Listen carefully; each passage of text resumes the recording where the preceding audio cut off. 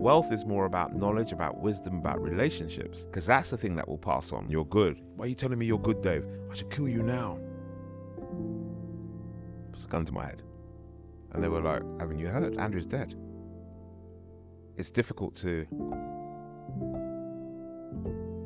articulate how hollow that moment felt when I went from earning really, really good six-figure money to nothing. So not only have I lost my business, I can't pay my mortgage, so I got to sell my house. And then my wife and I, we miscarry and we lose our second child. Descending from parents of the Caribbean, Barbados and Grenada, this guest grew up in the era of bright clothing, shell suits, Nintendo and Sega. I got to go to TED, so I'm actually a TED fellow. I share a stage with people who are earning 120, 150,000 pounds a speech. For the pure transparency of this podcast, my fee is between £7,500 to £10,000 for an hour. I'm not charging you for the hour, I'm charging you for 54 years worth of experience. It's not about the money for me, it's about knowing what the impact is. Don't get me wrong, I'd rather cry in a Mercedes than a Nissan Micra. Let's keep it 100%, all right? The biggest thing I've learned in personal development is that Greetings, I'm Ashley Samuels Mackenzie. And I'm Charles Parkinson. And welcome to How I Became, where we unveil the unscripted journeys of inspirational figures. Hi, my name is David McQueen, and this is how I became the CEO and big cheese of Q Squared Limited. If you enjoy the show, could you do one thing? Subscribe. Wherever you are, just click the subscribe or follow button. That simple act can help us grow the podcast in a big way, and we need your support to do it. And if you really want to help play a part in our growth, rate us on Spotify or leave a review on Apple Podcasts. It would mean the world. Thank you. Descending from parents of the Caribbean, Barbados and Grenada, this guest grew up in the era of bright clothing, shell suits, Nintendo and Sega. With a want to be part of the culture, he set up a sweet shop, the key to getting his fresh new clothing, to learning some key life lessons early, and to take trips to keep a centre of adventure flowing. A career path filled with twists and turns, similar to a roller coaster. To now positioned to coach senior leadership, teaching top leadership what new skills they need to bolster. So for the next few hours, he'll tell his story, whether you're listening or watching us on the screen.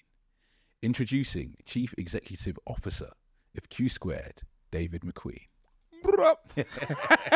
I love that. Welcome. I love that. Thank you. Thank you. Thank you so much. There we go. Love that. That's your life in a Love it, poem. man. Love it. Love it. Now we explore the journey to become founder and CEO of Q Squared. Before we get started, for anybody who doesn't know, what is Q Squared? Give us an intro to that. So Q Squared is best defined as a leadership development company. Work primarily with large organizations in the private and public sector, and helping senior executives or people who aspire to be senior to kind of just make really good decisions and be good leaders in their company. So I go in and I speak and I coach and I consult about how they can run better businesses. Awesome. Beautifully put. Well, let's dive into the story and go back where it all began. Okay. Where does it begin? St. Mary's Hospital, I believe. Oh, yes. Yeah. Same hospital as Prince Harry and William, but I'm better looking. But yes, yeah, definitely came from the same hospital. Yeah. So born in Paddington, April 1969.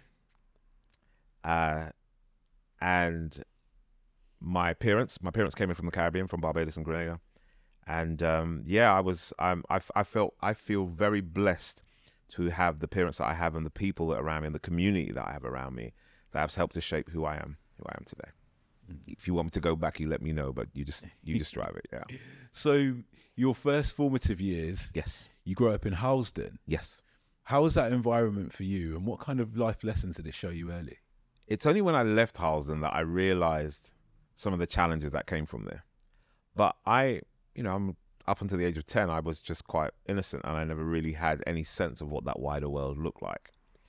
I was very fortunate in that I was quite immersed in a lot of cultures, but primarily there were two strong cultures that really influenced me. So on the one hand, I had the Caribbean culture, and on the other hand, I had a really strong connection with the Irish culture as well in Harlesden. And there was a kind of like, there was a connection that we had that was, I don't know, that's not for me, by the way. I just think everybody know that's just not for me. I'm good. I'm a good citizen. But there was a strong connection that we had, and a sense of community. Even like the way we were quite religious, the way we celebrated death and life. Both of our reluctance to the English society, which treated us as kind of like a second-class citizens. But it was good. As I said, I lived in Stonebridge, really enjoyed it. Every now and then I tried to be a little bit of a bad boy, but the bad boys wouldn't let me be a bad boy. I actually remember, it's a story that always sticks in my mind. I remember there was in Stonebridge, opposite the primary school on the main road, there's a little youth centre. And I used to go down to that youth centre when I was allowed to, and I used to bring my books with me. So you go there and you do your little whatever, but I still have my books. And so every now and then I kind of like get bored of the games, and I'll be reading like a little book, a little adventure book or a little history book. And they used to call me Bookworm. And even when I kind of like got a bit older and I tried to be a little bit of a bad boy in school, they'd be like, "No, rest yourself, Bookworm. That's not for you. That's not what it's about." And so I was quite protected in that I had some really good people around me who had my best interests at heart. And they knew my curiosity. They knew that I loved to be able to look at the world through a different lens. And yeah, it really shaped, having those individuals around, it really shaped my kind of worldview as it stands now. I'm continuously curious. I don't think I'll ever grow up. I'm always learning. And I have a deep sense and passion for the people around me. And I like them to have that same kind of feeling for me back. That makes sense. So then from here, you moved to Harrow? Yes, to Harrow, to Sudbury Hill in Harrow. Yeah. So my parents, they got a house. They still live in that house, actually. And we were living in a tower block. It was the tallest block in Stonebridge before they took it down. It's called Haskell House. We used to live on the 18th floor, which might sound really nice, but when the lift is broken and you got to walk 14 floors with the shopping, or when you want to go toilet and you realize there is nowhere to go toilet, so you do go to toilet, but it's on the way up. I'll let your imagination run with that. And again, for me, it was quite innocent. Do you know what I mean? I thought when you do go home, you are supposed to smell weed, or you are supposed to smell being in the stairwell. That's just normal life. And then my parents, we moved out, and it was really interesting because Stonebridge and Harlesden were, it's quite densely populated, and it had its level of trouble and what have you. And then we moved to Sudbury Hill, and all I'm seeing is like fields. Like I come out my house, it's a massive field and a little forest, and then you go around the corner and there's a private road, a toll road, with these huge houses, but you're still walking through fields. And I literally remember I just walk, just absolutely walk. And there was a real sense of freedom that I didn't realize until I got to Harrow, that I feel when I'm in nature. When I'm out walking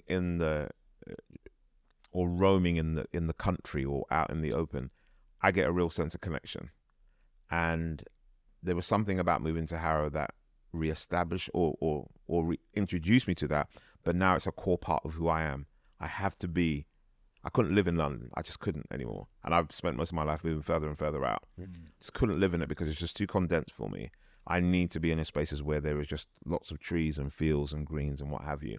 And so that's what Harrow went to. Actually, I'll share something with you. It also helped me with my identity as well, which because I've always had a really cutting sense of humor. I'm like, I'm not gonna fight you. I'm just gonna cuss you, your mum, your dad, your grandma, and your ancestors. That's what I'm going for, right? I'm just gonna go in. But that wicked sense of humor became because it was almost like a survival. So again, I tell you about Bookworm, and a lot of my friends, they used to go, you always have these book words and you sound so posh. You're like a bounty. I'm like, what do you mean like bounty? They're like, yeah, you're brown on the outside, but you're white on the inside, and you got all these posh words. And I was like, didn't even realize what that meant. I was like, yeah, your mum's a bounty. And then and then run. All right. And then I came to Harrow, and I was one of a minority of black students. And they called me Bourneville. And I was like, oh, Bourneville. They go, yeah, you're dark chocolate, right? So I actually created a name for myself. I called myself the Chocolate Boy Wonder, right? And found out hip-hop artists used it slightly later as well. But I realized that in that time, I could either get really upset or peed off with individuals who were, and I didn't even really knew it, acknowledging at the time, who sometimes could be quite offensive. But what I realized is that my shield or my way of navigating that was always going to be with humor. That makes sense. And then in school, you were somewhat the hustler. Yes. Seeing some of the current threads that everyone was wearing, you negotiated with a teacher to allow you your first entrepreneurial journey in school. talk to us a little bit about that. Okay, so let me talk about what happened before I negotiated, because I think that's important. Let me give you the full story. In school I was a snitch. I made no bones about it. And I had olders that like, if you mess with me, I'll snitch on you. If it gets me out of trouble, I'll snitch on you, because I've got olders who can look after me, so I'm not even worried. And what had happened was, I was in what would be the equivalent of year 9 now. And we couldn't go out. I don't know if it's the same when you guys grew up, but you couldn't go out at school unless you had had home lunch. You couldn't go out. You can't leave. In school, you couldn't leave, right? But you got hungry still. And back in the day, like the food that they had was quite limited. And I remember speaking to the shopkeeper one day, and I said, I've got an idea. I said, I'd like to either buy a bulk or get some sweets and chocolates and stuff from you, because a lot of us who are in younger years, we can't go out and they have to wait till the end of school. I said, if I buy some for you, then you'll get the kids who are coming at the beginning of school. I'll sell some more food to them in the middle of school, and then they'll still come to you at the end of school, so you get 3 hits in a day or 3 visits in a day. And he was like, you're a clever little man, sir, clever little man. And I said, do I have to pay up front or what have you? You know, what do you need to do my trust? So he said to me, he said, well, you know, in order to get my trust, I know there are younger students who are stealing from the store. So tell me who's stealing from the store. So I'm like, I got to hustle, bro, right? So I don't care, you little 7, you little year 7 and 8, you little rats. You shouldn't be stealing the cream eggs. Yeah. So I'd be like, yeah, they're stealing. And I would snitch them up. I didn't do it with year 11s. I wasn't getting my head kicked in, right? But with the younger ones, I snitch. I still to this day, I still feel really proud of that. I snitched them, all right? And he was like, you know, I actually really trust you. He goes, you won't even have to pay for these. He said, you go in, but all I need you to do is I need you to come back, and what you do is you can take the product, and then what you can do is you can sell it at your price, but you keep the extra bit you sold, but you give me back the money. And so I remember, you know, he gave me probably at the time, going way back when, he probably gave me about 15 quid's worth of stock. Oh, that's a lot. It was a lot back in the day. Yeah. Like, because I'm talking, for those who don't know, I'm 54. For those, I told you I was born in 69. So like, we still had half pences and 2 pences them day, right? You could buy half pence sweets. So that was still a lot. That was like a lot of money. But I made my upsell from that. So then obviously he trusted me more.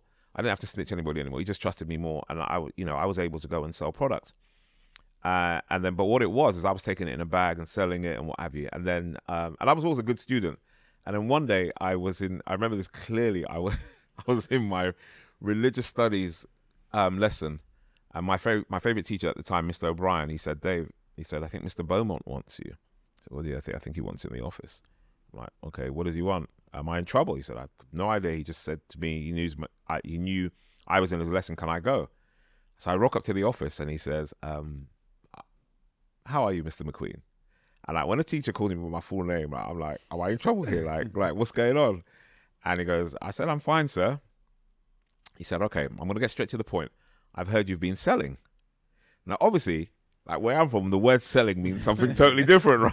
And obviously he didn't know. I was like, sir, what do you mean selling? I don't really. He said, and I think he clocked. He said, no, I heard you've been selling food and drink on the premises.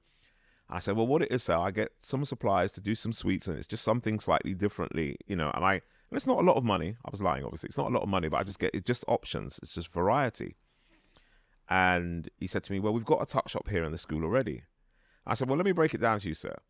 Here's why I'm doing it.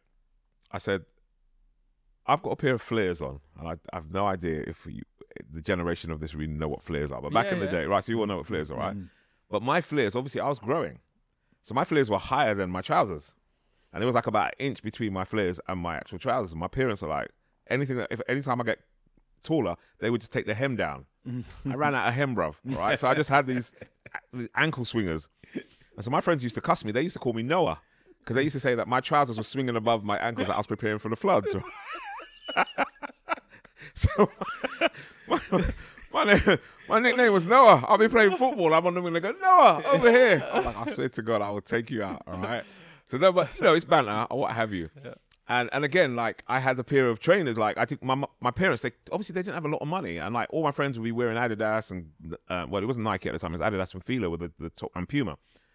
And my parents would go to like Shoe Zone or Curtis. And my mum would come back with these pair of trainers and they got 4 stripes on there. Like, mum, they are not Adidas. They called me Adidas 4-stripe. That was my name. Noah and Adidas 4-stripes were the names that I had. I was like, you lot are just... And obviously I had words. I'm not going to tell you the names I call people on here, right? I had bad names for them. But I thought, you know what? I'm going to try and do something different so I don't put the pressure on my mum and dad and I can just go and get... I wanted a pair of black and gold Adidas Gazelles. And I wanted, it was a Fila tracksuit and a Puma tracksuit and a Sergio Tacchini tracksuit. Those are the 4 things I wanted. So anyway, I said, so all it is, I'm just trying to get a little bit of some clothes. That's what I was trying to do. I just didn't want to put my parents under pressure. I was like, please don't tell my parents as well because they'll cuss me out. So anyway, he goes, I'm going to do a deal. He goes, I want you to go in and I'm going to give you a month. And you can go and sell, but you're not allowed to sell to the upper school. You have to only do the tuck shop. We had a desk and on a bench in the lower school. And so I would come in, you know, massive sports bags. I would come in, and again, I'd have a couple of the olders. I'd give them a little bit of money, a pound note back in the day or whatever, and they would protect me to bring the food in anyway. Okay. Right, so if I brought the food in, I'd be walking with some of the elders, and like people looking at it, yeah, because that's my tuck. I'm not walking up there to get mugged on the way to school. No, you can't. Yeah, right? It'd be a scramble for school. I mean, to be fair, if somebody did try and mug me, they would have to deal because I knew, like, my older brothers and cousins, my older brother and their friends, they knew all the elders. So I would walk in with them and then I'd just give them a couple, like a pound note and a Mars bar and they're fine. That's your security. 100%. I had to learn it from them, man. And so it allowed me to do it anyway. And as I said, the trust, I still to this day, I'm like, that shopkeeper was so trusting because he gave me this big bag knowing that he would obviously get the money and me put my little margin on it. So anyway, they gave me the opportunity for a month. And what I realized as well was I could upsell. I'm proper upselling. $4,000 in the month. $4,000. That was your money or? $4,000 was the total sales. Total sale. That's total a lot. sales, $4,000. Still. Back in the day. In 1 month. In 1 month. But it's because I upsold. Yeah. But what it taught me, I could have handled being called Noah for another year or what have you. But I just wanted a different solution out of it. So I learned to be innovative. I learned about the importance. I say trust is my superpower. So I'm a coach now. I've been a youth worker. I'm a trained counselor. And the one thing my wife says to me, she goes, I really hope one day no one actually injects truth serum into you. She said, because you're carrying so many bloody secrets. There are people who have told you so much stuff. And for me, I realize when someone tells me something, when there is something that's really, I think about a lot of people who I see online who will give it all the large. Yeah, my business, I'm doing good and I'm turning over, blah, blah, blah. I'm up for this award. And I'm looking, I'm like, no, you're not, bruv. I know you're struggling to make payroll. I know that it's a challenging environment. Be honest about it. And I've had people kind of like confess and I go, okay, here's how I can show you how you can switch it up. I can show you as a business coach how you'll do it. Reduce your expenditure. Stop having such a wide product line. Reduce it down to 2 or 3 income streams. Do this. Stop flossing on social media. It's going to take you 10 years till you get to this point. This is how you work it. And for me, for somebody to come and say that to me, they'll only be able to say that to me if they trust me. And trust for me is an incredible superpower. And I learned it back then that there were some elders who really looked at me. And I mentioned Mr. O'Brien, my religious studies teacher, who did that. Mr. O'Brien, I found out many years afterwards, I had one incident in school, one bad incident, where a young lady was winding me up in the dinner hall. She was pushing me, and I turned around to push her back. And I didn't look, and I just turned and I pushed, and it was a dinner lady behind me. And I pushed her, and she fell over a table. And I got on really well with the dinner ladies, but they were pissed that day, and they were just thinking, well, what's happened here? And I got suspended from school. And I was in tears. Actually, to be fair, I was more scared of my parents than I was of the teachers. I was like, you can spend me all my life. My dad and my mum are going to cuss me. I'm born in Britain, but they'll send me to another country anyway just to say, to fix up and get out of it. But Mr. O'Brien, I met him when I was, I'm going to say I probably was in my early 40s. And I was on Twitter, and I was running my mouth about something. And I get this message from this guy. Goes, you remind me of a student I had in school. He was a really clever student, prefect, was he was in the band, did drama, did all the sports. He said, you just remind me of that. And he was always outspoken and never held his tongue. And I said, okay. I said, yeah, that's cool. I said, and I saw Professor. I said, were you a teacher? He said, I was once upon a time. I said, I went to school in Harrow. Did you teach in Harrow? He said, yeah, the same school as you. I was like, whoa. He had found me online, like, wow, basically the best part of 20 years later, or 20 plus years later online. And then he told me what had happened. When I'd been suspended from school, there were a couple of teachers, because I was a bit of a mouthy dude. I love to have a debate, but I'm not going to debate with you unless I've got my facts lined up. Because anybody can debate opinions, but opinions can be knocked out. If we're going to debate facts, I'm going toe to toe with you. And it got me in trouble, because obviously you're a mouthy kid. You come and challenge me. I'm your teacher. I tell you what to do. When that incident happened, there were 2, maybe 3 teachers that wanted to get rid of me. They wanted me to be expelled. And there is a history, especially in London, of disproportionate expulsions of young black boys from schools in comparison to other racial groups. And again, Mr. O'Brien, Irish guy, and I think there was that affinity, we had a really good connection. And I remember sitting down with him. We were in the Hilton Hotel in Watford, and he told me that. He said, David, I'm just so, he said, I knew you were going to do well. I knew you were going to do some stuff. He said, you know, it just reminded me when they tried to expel you from school. I said, what do you mean they tried to expel me from school? I knew it was suspended. And then he told me the story. I swear to God, I just cried. I just cried. I just said, I thank you, because it could have gone very, very differently. Could have gone so differently. But he stood in that gap for me. We actually ended up doing a couple of gigs together as well, which was really nice. But for me, it's taught me as an individual, sometimes, whether you're young or you're old, all it needs is one person to go, I see you. I really see where you're going, and it may not be perfect, and it may be a bit of a challenge, but I see you. You're smart. I'm going to give you your 3 strikes to prove to me that you are worthy of it, and have somebody stand in there for you and do that for me. And so for me, I never had, apart from that one incident, I have no bad memories of schools. No bad. I loved school. Because I hung out with I hung out with the cool kids. I hung out with the sports kids. I hung out with the goths. I hung out with the rockers. I hung out with the hip hop heads. I hung out with everybody, because I just didn't want to stay attached to one specific group. And so I always had a really good experience. Was never bullied. Never, you know. And so to know that I also had that, plus those adults who looked out for me, it really shaped how I've seen the world ever since then. I know I've blathered on a bit, but that's kind of, wanted to kind of, that's the context for the story of where I've come from. So it's 1985. Yes. Got your Adidas now. You're no longer 4 stripes. You're on the 3. Yep. Legit. Proper. You got your bike. You got your BMX. You're cruising around town. Yeah. Cool guy. Going around. You go down a hill. What happens next? So firstly, I didn't realize that we only had a back brake. Okay. And it was Raj's BMX. I remember it as well as a yellow Kiwahara. And I think I'd just finished my exams. And we're riding down this hill, and Harrow and the hill towards the bottom of Sudbury Hill was very, very steep. And we're coming down the hill, and I'm squeezing the brakes and I'm not feeling anything. Oh. And I can't turn the corner fast enough. And the bike goes right across the road. So you just fly straight across the road, and I get smacked. And by the way, I laugh about this now in retrospect, but I got hit by a Mercedes Benz, so I was like, I had to go out in style. Do you know what I mean? I had to get hit. But I broke my thumb. I broke my leg. I can still feel. I don't know which one it is now. I can still feel. Is this one? It is this one. It's definitely this one. I can still feel right here where it snapped. But obviously I was knocked out. I had a big, what I call a cocoa bean, so I had a big bruise here at the side. And yeah, it could have ended there. And the next thing I remember is waking up in the hospital and seeing my mum standing over me and crying. And she didn't like me riding bikes anyway, because she just thought I was a bit of a nutter.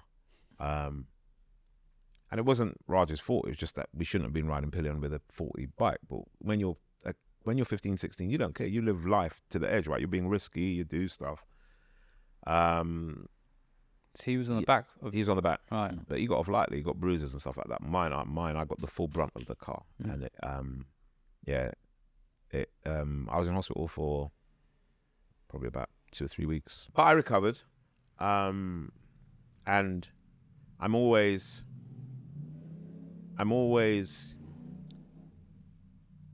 curious as to why I survived that. And I do believe I have a strong. I'm not a religious, but I grew up religious. My parents, my family, they're still Seventh-day Adventists. They're Protestant stuff, church. I'm agnostic. I'm a humanist, but I do believe in the spiritual. And I do believe that for me, and I can't speak for anyone else, I believe that I was given a second chance to live a full life. It could have gone, and lots of people I know that I grew up with, I know that they've passed away. But for me, it was a second chance. And I remember coming out of hospital and going into college, starting Harrow College at the time. And I remember, and I can't remember what the name of the book was, but I was reading something and it said, live every day like it's your last. And that's how I live my life. Doesn't matter, you know, I plan ahead and all the rest of that. And I, you know, and I hope I don't get taken away too soon, but I've always been of the opinion, I want to live my life so that when I do go, I'm not going to my graveyard with dreams that I could have lived up to. And so that was a really quite a philosophical person, but that was a moment where I was like, yeah, I got to do that. And if I can share that out to other people as well, like things happen, what have you, but live every day like it's your, and let me be honest, not everybody can do that, right? You don't necessarily have the opportunity to do that. But when you are surrounded by people, family, friends, communities, cultures that allow you to live a full life, live it. Absolutely live it. A few months later, after the crash, you go around to your best friend's house and you see his mum there. She's very distressed. What's happening there? So my accident was the June. Yeah, the June of 1985. The December of 1985. I'm thinking that probably was a Wednesday or Thursday night. And my mate's playing. It was Bruce Lee or something like that. We're playing on arcade game. And we clocked this game and we're like, all right, good, we need to go to a next game. Like, I'm like, I love you, bro. See you tomorrow. I love you, bro. I'm out. Gone. And this is someone you spend a lot of time with? Yeah, good friend. Really good friend. There was a small circle of us in our church. It was me, my best mate, Dwight, Ricardo, Doral, Andrew. Andrew's the young guy. Christopher, Neil, Rawlings. About 8 or 9 of us. We were quite tight. We always used to travel together. And Andrew used to live around, Andrew and Doral, the brothers, they used to live around the corner from me. So I go around, heading towards the house, and I see his mum. So I'm heading towards the house now. And she's looking really, really distressed. And I'm like, well, what's actually happened? Is this the next day after you... Next day. Right. And she can't speak. And she won't speak. And I'm like, what the hell's happened? And then I didn't go around to the house then, but I had to go and get the bus. Because I think I was either heading into school or heading into work. I can't remember what it was. But I remember going through the day, and obviously back in the day, we didn't have mobiles. No pages, no nothing. It was like literally landline, and that was it. And I go and I meet a couple of friends of mine, and I'm going to go down. I said, he's called her Sister Allman. I said, Sister Allman was looking really distressed today. I need to go back around and just see if everything's all right. And they were like, haven't you heard? I heard what? He said, Andrew's dead. I said, what are you talking about? I was with Andrew last night. I said, Andrew had a bike accident, David. You're on his paper round this morning. And it's difficult to articulate how hollow that moment felt. Because I'm here going, I'm grateful for the fact that I lived and I'm living my life every moment. I go to the house, I leave from there, and I rock up to the house, totally oblivious, and I walk in, and obviously all our friends and people are there in the house, and you could just feel the heaviness, and Mum's in the back crying. And Doral, his older brother's there, and you could just see he's lost. Absolutely broke me. What do you remember thinking about at that time? I think about me. I think about what happened to it. Literally, if you come from Harrow on the Hill, and I'm trying to describe this best as possible. If you're coming down from the top of Harrow on the Hill, you got Harrow School, you walk all the way down, coming to Sudbury Hill. Where I got knocked down was just before this huge playing fields called John Lyons Fields or something like that. But if you go down the road and you just go down the road again towards Sudbury Hill. You pass a big hospital called the Clementine Churchill Hospital. At best, if you're on a bike, it's a 2-minute ride from where I got knocked over. That's where he got knocked over on his bike and he suffered immediate brain damage and died. Wow. And there are certain moments in life which really knock the wind out of you and make you value your choices and recognize that there are only certain things in this life that you can control. You can control the way you respond to people, you can control certain behaviors, but there are things that happen outside of your control and you've got no control over them whatsoever. And all you can do is respond to them or react to them, but you've got no control. And that one really, really broke me. Like, you know, I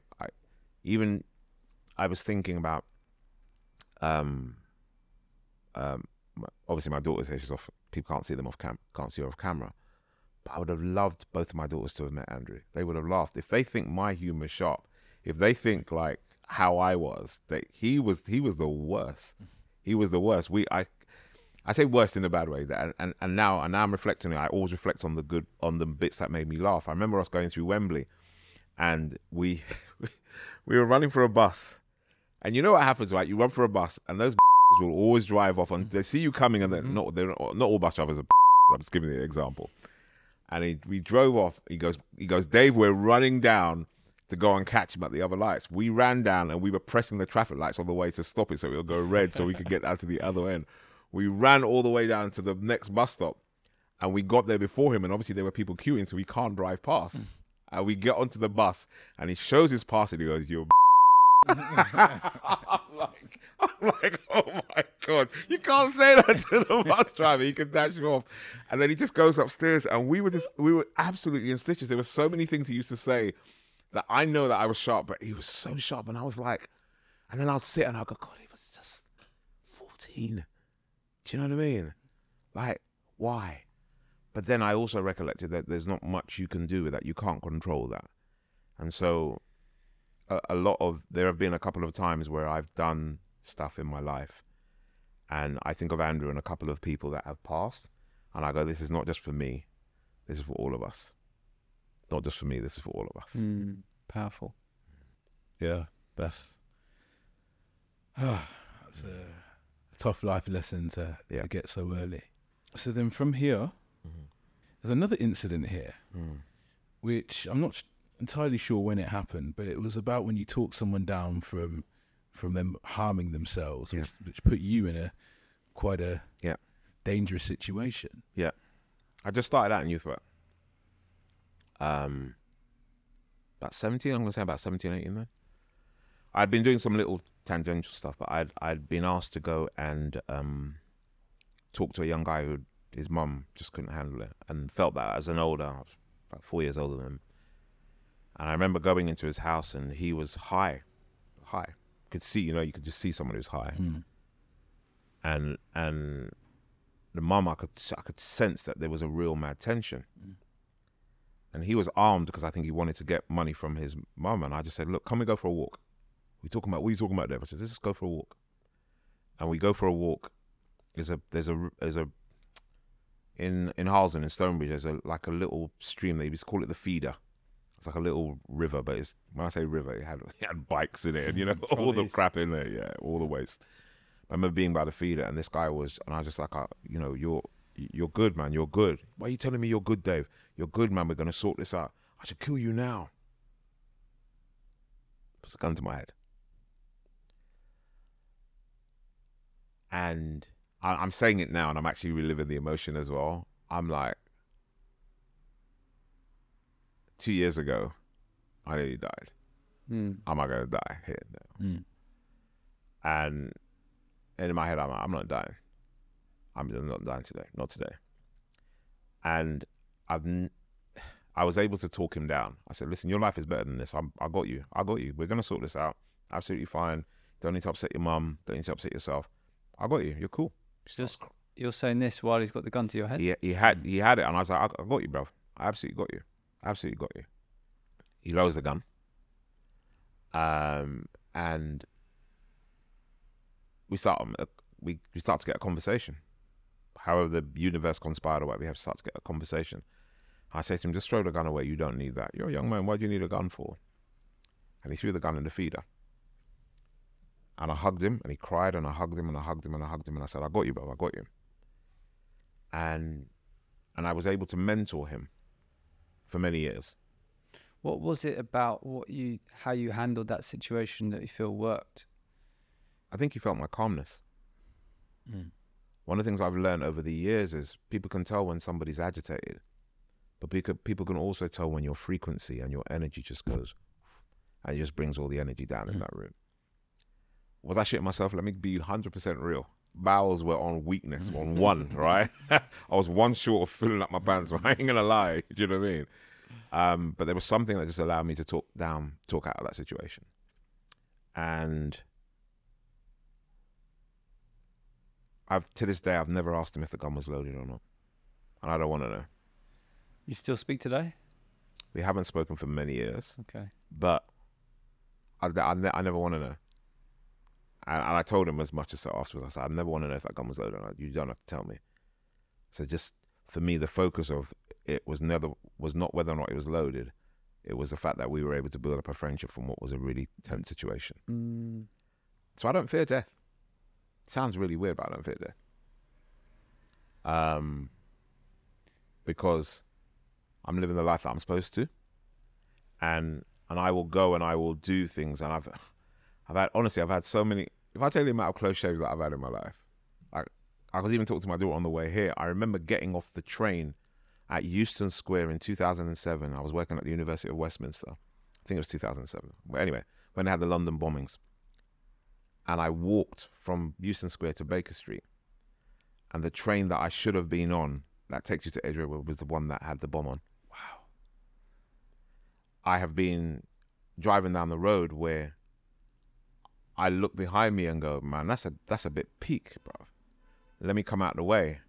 And I've moved out of the way at the outside lane and come in and then look back in my back mirror and see a 5-car pileup because people are driving too close. I was driving with my missus the other day and we were going down the M25 and just driving down and there was a guy in a Mini and he was proper lacing it down and the sign said 50 miles an hour. And I didn't say it out loud, but in my head, I'm like, dude, you keep driving like that, you're going to be in an accident or you're going to get yourself killed. We come under the bridge from Enfield and we look up the road and we literally see that his car clip the back of another car, spinning it so it's facing the motorway, hits another car, ricochets, and we're literally by about 15 or so cars behind. But the reason it said 50 is because somebody was slowing down and you should have slowed down. He had no time to slow down. And I couldn't even stop when people were going out to help, but I drive down and I can see this car, the whole airbag has blown out and he's obviously got to deal with a situation that he's messed up 2 or 3 other people's lives as a result of going crazy. And I'm like, something in my head said, David, move in. Stabbings. Obviously as a youth worker. Areas that I had been in where 5 minutes afterwards things had kicked off. And I don't know. As I said, I don't know what these things are. But I always go, man, I have no idea why it's happened, but I'm incredibly grateful that I'm here. And I'm probably not the only one in this world that has had close shaves. And, you know, it's for me, again, to demonstrate, especially when I'm telling these stories and when I'm speaking to young people in schools. I don't do it as much, but I still do that. Like last Friday, I was in Brixton because the young man who lost his life, I know his father. The young guy who got stabbed in Bristol, I know his father, and I stood up and I was just saying, just challenge a lot of the men in that audience around what we could do. I personally believe this. I hope you don't mind me going off on a tangent here, but I believe that, and some people find it a bit controversial, but I believe that if you want to solve the problem of young black men who get killed in London, it's up to us as older black men to stop it. That's it. Why'd you say that?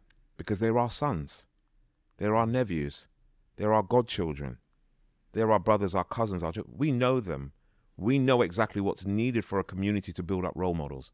We know what's needed to be able to make sure, don't go down that route, keep away from this. If you go and you talk on social media, if you go and you're appearing in a video and you're threatening other people you're putting yourself in the line of fire. I'm try not to swear here, right? So just contain me. But if you do that, you have to understand what the consequences are. However, as an adult, I can show you there is another way. You think like, right now I can go out there and I can make 2 bags selling drugs. That's fine, but that's small talk. I can show you how to make 6 figures and still live and still have children and still be able to have a brighter future. And so for me, there's a responsibility. That doesn't mean, and I think it's a joint up effort, right? That doesn't mean that you don't work in harmony with the police and with the community and with teachers and with all the members of the society.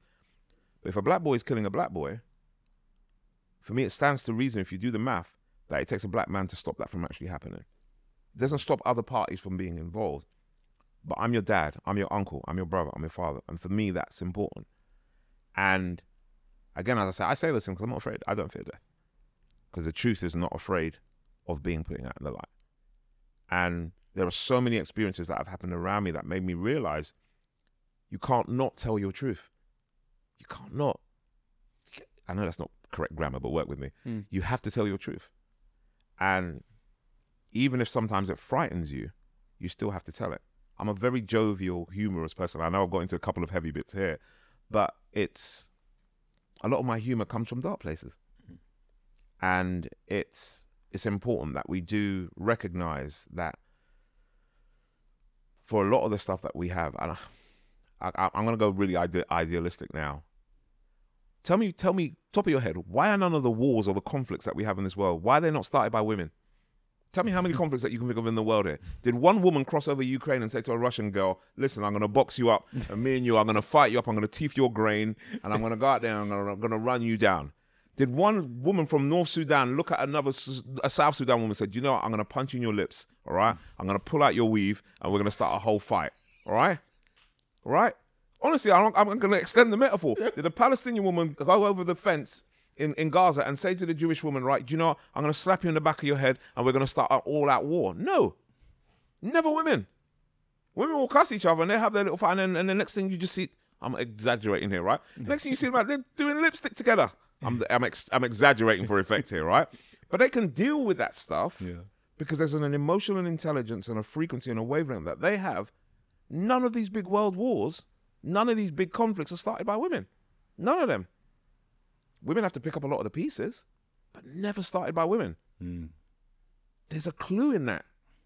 For me, there's a clue in that there somewhere. And again, I am generalizing.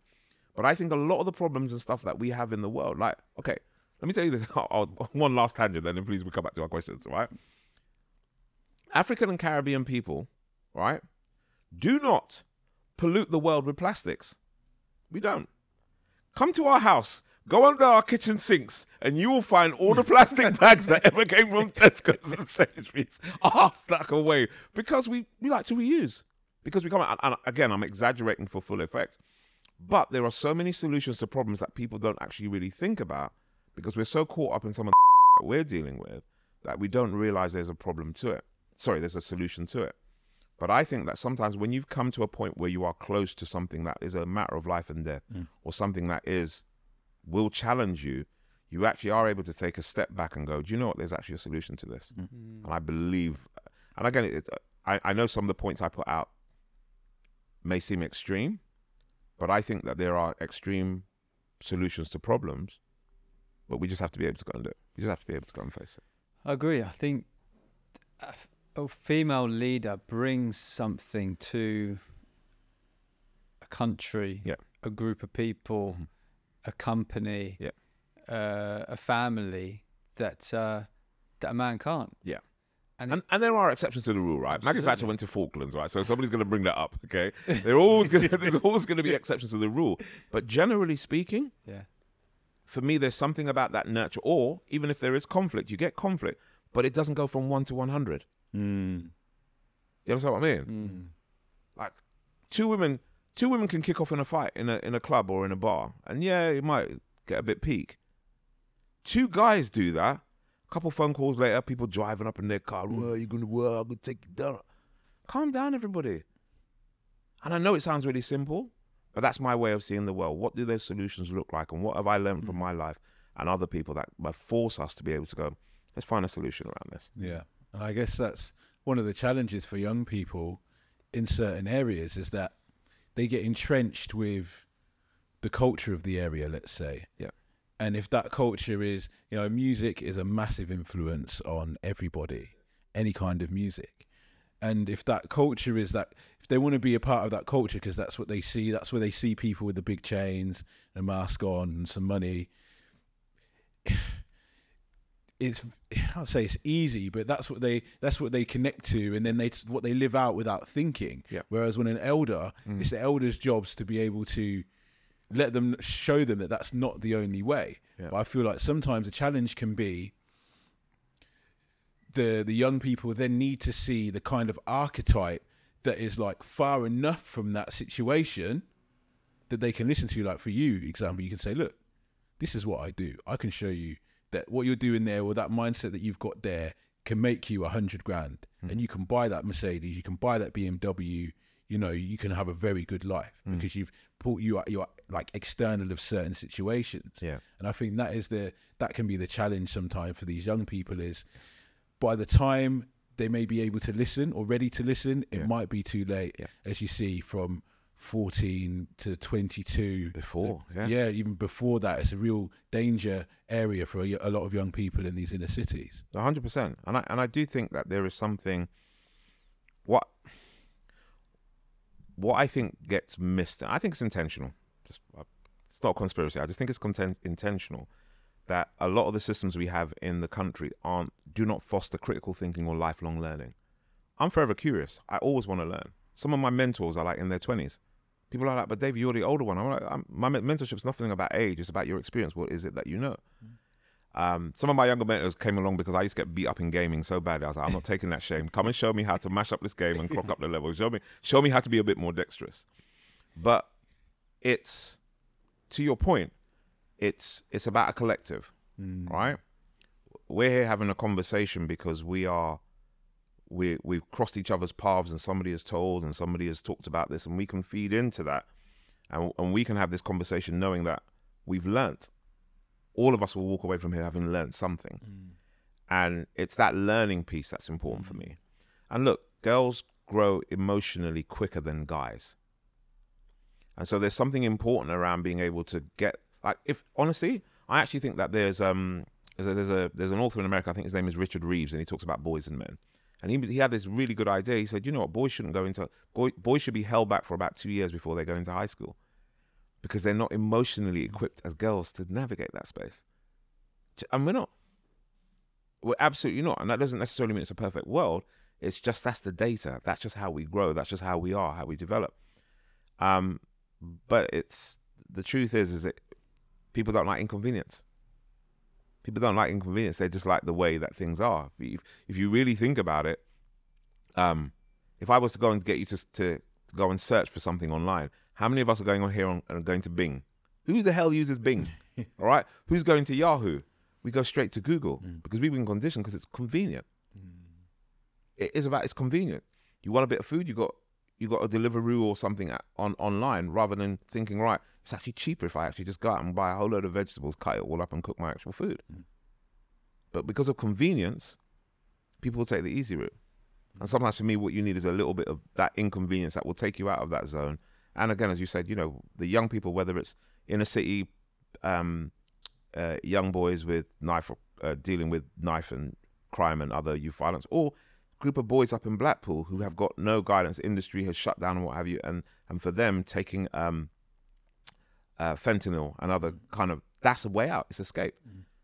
So what do we collectively do to go, all right, do you know what, we can shift this, but if it causes me a bit of inconvenience, I don't really know. And for me, it's that collective energy that allows us to go, right, yeah. So this is a young David now. Yes. The expert negotiator that saved his own life and saved another person's life through negotiation, talking someone down. You then you move into accounting, and you spend the next 8 years in accountancy. At this time, you're living in Harrow, where you meet your now wife in 1995. That's right. Where did you meet her, and how did she really affect your life? Okay, so let me pace myself when I give this story. When I first met my wife, she was actually dating someone else. Oh. You see, everybody does that because you assume that I went in and stole. That's what I'm saying. I did not steal her. So we actually met. On him. He's rubbish. Come with me. Yeah, we met in 1995. No, 1988. Sorry, we got married in 95. We met in 1988. In Milton Keynes. We were at a gospel concert at the time. She was going out with a friend of mine. We used to play basketball together. And I mean, I thought she was quite an interesting character. She's originally from the Midlands. Met her, and then we were in Acton a few months later, and she had broken up with the guy, and we had a really good talk. We were going through our A-levels at the time. We had a really, really good conversation, and I really liked her because I thought she was quite feisty. She still is. I think she's got worse. I don't know if she's going to be watching this. But it was. I love the fact that she had a really, really strong spirit about her. And again, we both come from a similar religious background, so that our values were the same. Both of our dads loved youth work, and that fed in through to us. Unfortunately, she lost her dad when she was quite young, but there was a real strong sense of that identity. She's half Antiguan. Her dad was from Antigua, her mum was from Barbados. My mum from Barbados, my dad from Grenada. So there was a strong sense of correlation around Caribbean culture as well, and the ways that we connected there. And then, yeah, I actually, I remember when we first started going out, obviously, as I said, we had the dial phones. Our first collective phone bill, £900. Whoa! £900. Because we would call each other all the time, and on top of that, I used to write her a letter every day. Like she's still got letters that I would write, sealed with a loving kiss at the back. And that's why we ain't getting divorced, because I put too much energy and effort into that thing, man. I wrote letters and a £900 bill. We ain't breaking up, man. Too much energy being invested into this. But so we've been together now since we were 19, so 35 years, and we've been married for 28. That's lovely. So, and then from here, you get married in 1995. Yes. And 6 to 8 weeks later, you get made redundant from the job that you were at by someone who was at your wedding. Tell us a bit around that. And how did you bounce back from a situation like that? Do you know what? It's weird because I've always felt that, at the time, I was employable. So I was like, if I lose a job, I'll just go to the temp agency or something else and I'll go and get a job afterwards. And there was a miscommunication. And look, part of it was my blame. I own that. But the way it was done, I was just like, why did you come to my wedding? You came in, you ate my chicken, you ate my cake, you drank my wine, and then you sacked me. All right. It's cold. I swear to God. Oh my God. Cold. If I did voodoo, right, there would have been one doll that would have just got. Did you put them on the wrong table? Huh? Yeah, you put them at the back. Table. No, good table. But I don't hold malice. I think, again, as I said, there's certain things you can control and certain things you can't. Mm-hmm. And I don't believe in making people live rent-free in my head. I'm not doing that. Because while I'm out there getting pissed about it, you're going out there and having a party and employing somebody else and you've replaced it. You're not even thinking about me. I'm a distant in your mind. Although they did have a fund, apparently I learned afterwards, just in case I came back and sued them. But anyway, another story. And so, yeah, it was weird because you just get married and that happens. But I was just like, oh, I'll get another job. And I one of the things I will say, I always talk a lot about privilege. And I remember this happened in 2020 when George Floyd died. We were having these conversations in organizations and I was explaining to people what privilege is. I was talking about white privilege at the point and what it means to be in a white dominant country. If you're a minority, seen as a minority, there are certain things that you'll be able to access in life that other people won't. So there will be an assumption, like if I walk down the road, if a white guy like me walks down the road and a black guy walks down the road and it's dark, there's more chances of somebody walking across the road for me than it is for the white guy. That's just life. I'm not going to go out there and cuss you out. But what privilege allows you to do is it allows you to navigate the world in a certain way. And my privilege is, look, I'm 6'2", right? People ain't messing with a 6'2" black guy in a hurry, right? Let me just put that out there that I really clear. That's my privilege. So I get to walk in most spaces. My name is David McQueen. I've never had to anglicize my name or change it for anything. So it allows me to navigate. I've been able to hone and develop my voice as a speaker and a communicator. That allows me to travel the world and go around and be able to speak and earn money. That allows me to go into certain spaces, House of Lords, the House of Commons. It allows me to work with certain individuals and be in certain businesses. And it gives me a point of privilege. And that point of privilege has allowed me to take other people in there who would never have been able to go to that space before, who would never have been able to travel. A very quick story, if I can segue you on that. I was working with a school in South London, and it's a leadership program that I had, and we used to go in and work with about 20 odd kids, and we would go through and we'd see them probably once a month. But we'd have it was not just about passing exams, it was about showing them how they could be leaders. Anyway, at the end of the first year, it was a 2-year program. At the end of the first year, we decided we're going to take them to Pearson's in London, on the Strand. Many of these kids had never left their area in South London. Many of them had never travelled on a tube. They'd only gone on buses. Yeah. And even when we went to go and get permission, parents were like, I don't want my son or daughter travelling on the tube. And we're like, well, what's going to happen? They're going with a teacher. They wanted them to go on a school bus. I was like to the teacher, just take them on the tube. I want them to experience the world. Anyway, they rock up to Pearson's, and in Pearson's, because it backs onto the Strand, it's on Charing Cross Road. When you go upstairs and on the balcony, you then look at the back and you see the River Thames, and you see the London Eye, you see all the buildings, blah, blah, blah. And I remember we had 20 of them. We went up there. One didn't go out because they were afraid of heights. So I said, just sit down, relax yourself, have some drink. But the rest of them, they were up there. And one of the kids said, what's that river? Wow. And like one of the other kids said, you're taking the mick now, aren't you? He goes, no, seriously, what is it? I said, it's a River Thames. He goes, I've never seen it. And I remember going up there and going to them, this is your city. This is your city. You can travel and you can navigate. This is your city. And so flipping it back to the point of privilege that I started off, I realized that when you're in a position to be able to influence and shape other people's lives and just be a small part of it, I've had the privilege of having a lot of people around me telling me that I can do things and I can do really well and I can be excellent and I just need to go out there and do that. And I'm still learning. And so because I've had that, I then give it back to other individuals. So even when I lose my job, I'm like, I'll just go and get another job. I'm just counting beans, bro. I'm just, give me Excel. Let me show you how to do certain things. I'll be fine. And it was frustrating. And there have been other challenging points in my life, but I've always gone, I'm going to have life's like this, right? It's ebbs and flows. I'm going to have some low points. And in those low points, emotionally, it's not going to be the best place. But what do I have in place that will allow me to ride through this? I've got my skill. I've got my knowledge. I've got my health. I've got my network. I've got my family. I've got my friends. That's my bag of tricks. I work with that and I look for solutions. And it doesn't mean that I don't get down. It doesn't mean that I haven't had really bad times, but by looking for the solutions, it allows me to then go, right, what can I do? What can I achieve? Where can I go that will allow me to do well, but also to be able to demonstrate to individuals when you're down. And again, don't get me wrong. I know there's anxiety. I know there's depression. I know there's all these circumstances, but where best possible, I like to show people or demonstrate to individuals that when you are down, if you come out of the emotional space and look at it through a logical sense and you have a system around you, like I just mentioned just now, my friends, my family, my skill, my wisdom, my health, etc., there are ways and means of being able to get out. So how do I leverage that privilege? How do I leverage that opportunity? Doing this podcast now gives an opportunity for me to leverage that because people will see our conversation and go, wow, you did X. Somebody held a gun or used a knife and blah, blah, blah, blah, blah. Oh my goodness. What could I do in my life that I've never had that extreme? So what could I do to make things slightly different? And for me, it's always about leveraging that privilege. It's always about leveraging it. Does that make sense? Yeah, makes perfect sense. So then 2001. Yes. You are running your own IT firm. Yes.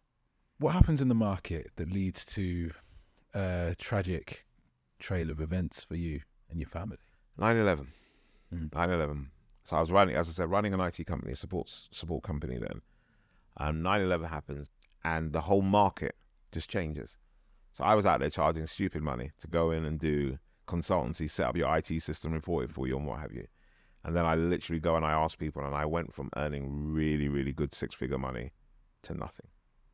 Got a mortgage, wife's pregnant, with our second child, or what we thought was going to be our second child. Got my oldest child there. It just goes to the wall. So not only have I lost my business, I can't pay my mortgage. So I got to sell my house. And then my wife and I, we miscarry and we lose our second child. And again, I was really, really, really low. What kind of things were you thinking, doing? Like, how would you describe your... I wanted to fight everybody. I just wanted to fight everybody. Like, why is this happening to me? I just wanted to fight. I wasn't going up to people and being aggressive, but internally that's just how it was.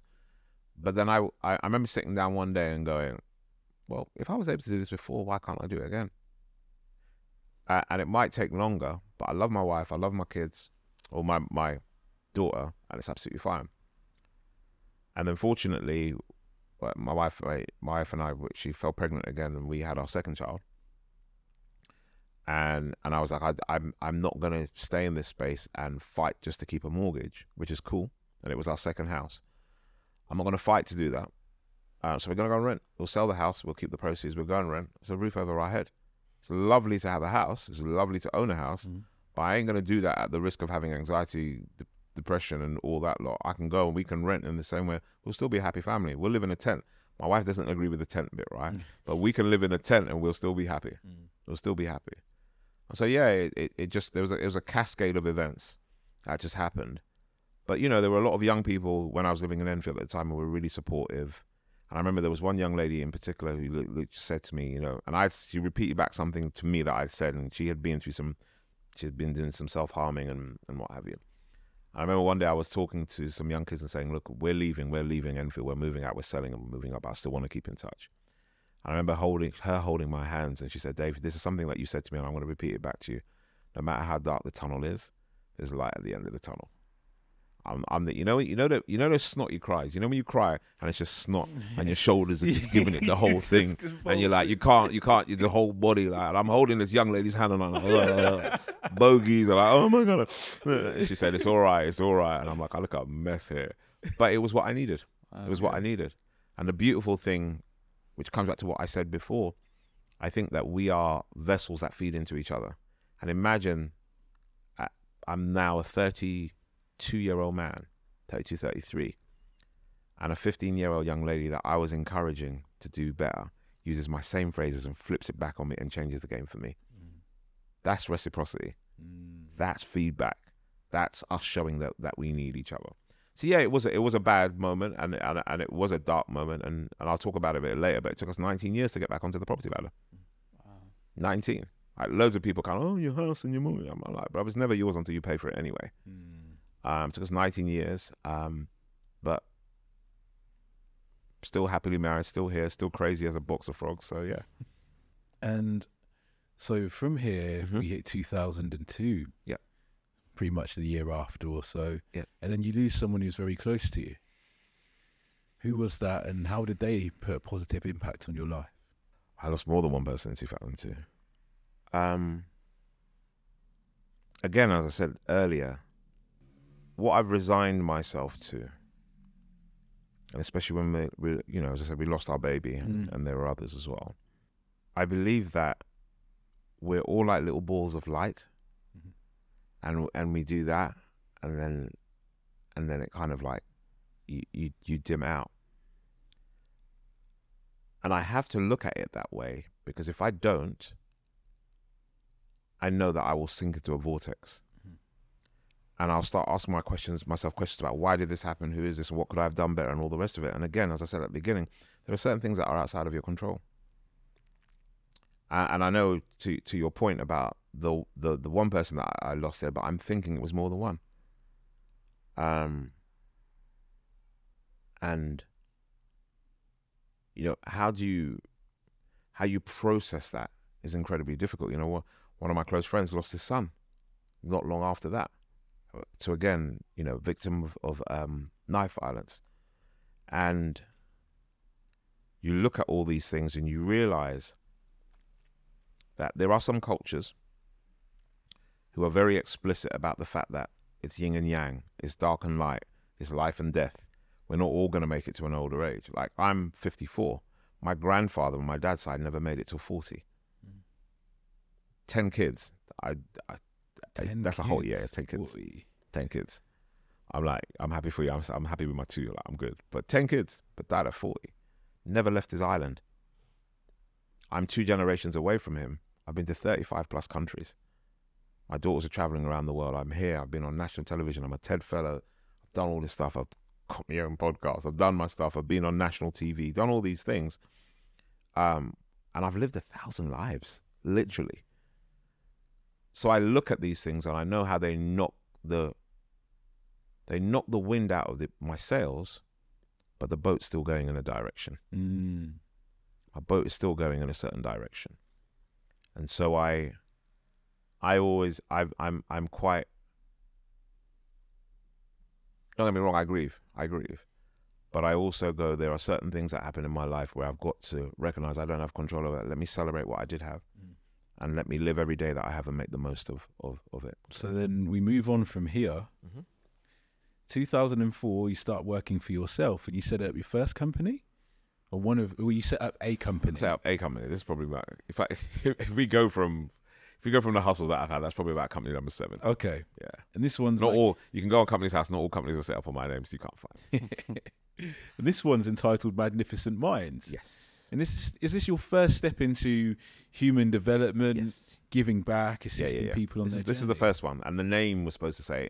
The name itself was I wanted people to know that you have magnificent minds, so we can make magnificent choices, whether you're going to change your career, build a business, and that was the first one.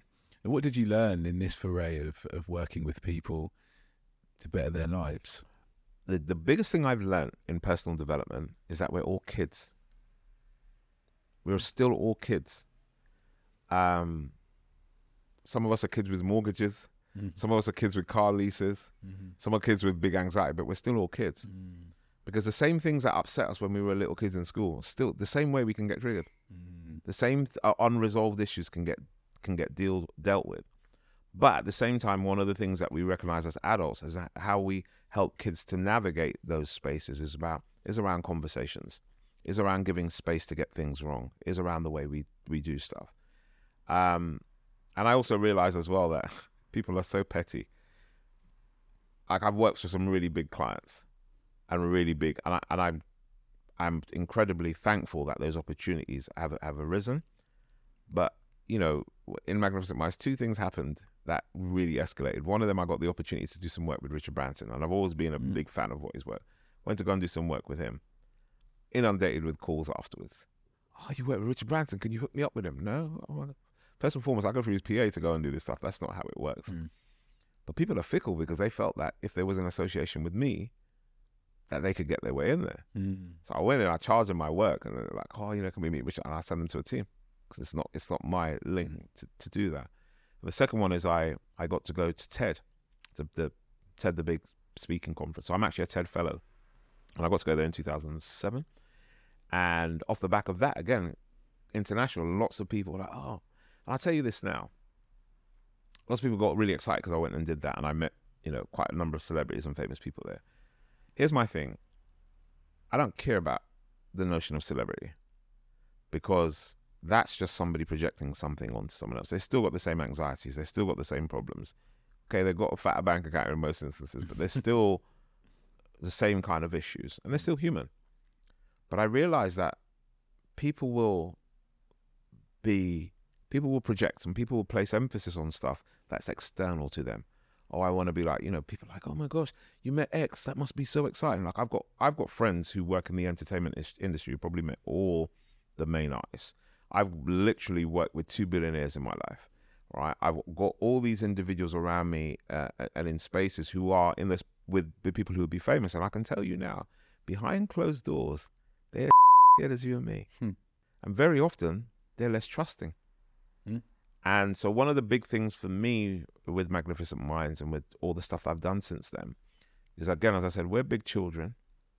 And we're big children always looking to please our mothers, because our mothers is our first connection that we have with warmth and with feeding and with security. We cry. We know that mum's going to come there. Mum will react quicker than dad. All right? And I say this respectfully for people who may not have grown up with their mum. I'm just saying it's a natural instinct across the animal kingdom. But we are kids just looking out for approval from our mum. And we show that in different ways. And I think once we get to understand that we all have these needs that we need to have met, and once we understand what that need for nurturing or searching for mum or searching for dad, I just think it makes life so much easier. The moment you get that and you click it, you can see the behavior patterns. I can see the bully boy in the workplace, and I know what happened. You got bullied as well.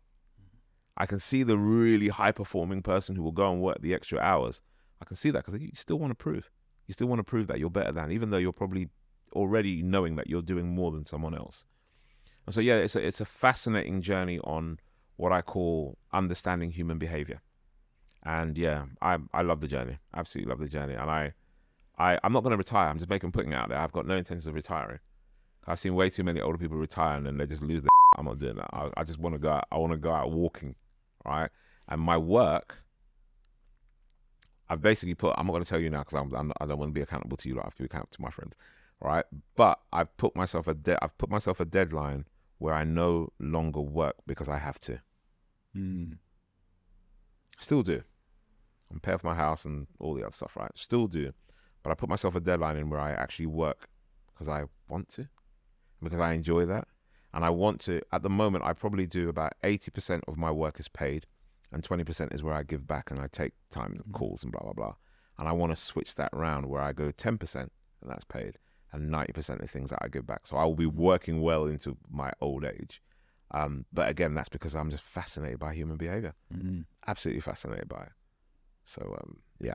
So from there, you did TED Global. 2014, you launched Q Squared. Yes. A coaching business that works with senior leaders and executives. Yeah. Why did you set this up? And what has been your approach in affecting change for these leaders? So Q Squared is an extension of Magnificent Minds. And even between Magnificent Minds and Q Squared, I had Magnificent Generation, which is helping young people in schools. The examples that I gave you, the stories of taking young people out. And I wanted to take the same kind of thinking and mindset and bring it to students to get them to think critically, to think about how they learn differently. But then to your point, in 2014 set up Q Squared.